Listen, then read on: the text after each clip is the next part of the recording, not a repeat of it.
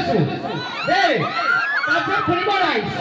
ছোৱালীজনী অলপ একদম আগতে গৈ পেলাই ছোৱালীজনী মাথা গৈ পৰি ল'বলৈ ধৰিলে মই ধৰি লৈ পেলাই যোৰহাট চিভিলত ভৰ্তি কৰি দিলোঁ তাৰপিছত যোৰহাট চিভিলত ভৰ্তি কৰি দিয়াৰ পিছত মোৰ নাৰ্ছ এজনী আহি কৈছেহি দাদা বোলে কংগ্ৰেচুলেশ্যন আপুনি বোলে বাপেক হ'বলৈ ওলাইছে মই একদম সন্দেহত মোৰ এনে টেনশ্যন নাই মোৰ আৰু টেনশ্যন বাঢ়ি গ'ল মই বোলো বাইদেউ মই একদম বাপেক নহয় মই ছোৱালী মই এনে লিপ দিবলৈহে আহিছিলোঁ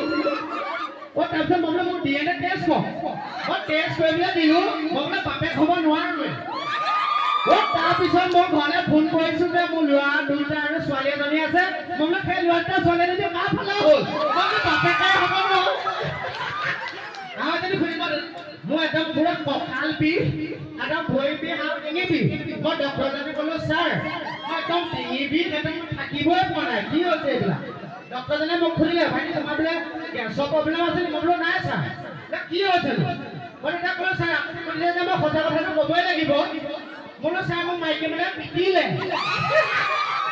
মই তেতিয়া ক'লোঁ ডক্টৰজনে মোক সুধিলে কেলে বোলো ছাৰ মোৰ ফেনা বোলো অলপ বেছি হৈ গ'ল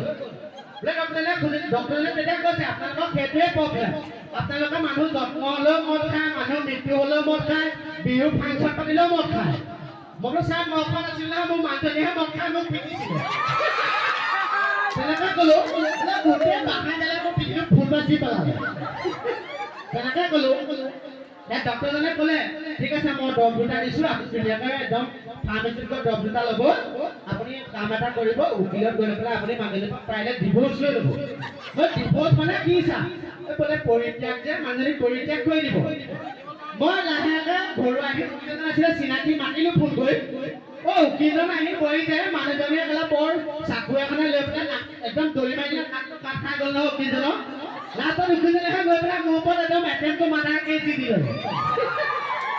আকৌ এদিন শুনিব ছাৰ আৰু কি হ'ল মানে কথাটো মই ছাৰ এজনৰ ওচৰলৈ গ'লোঁ মানে একদম খৰ এটা হ'ল গম পাইছে নাই পুকৰতে খৰ এটা হ'ল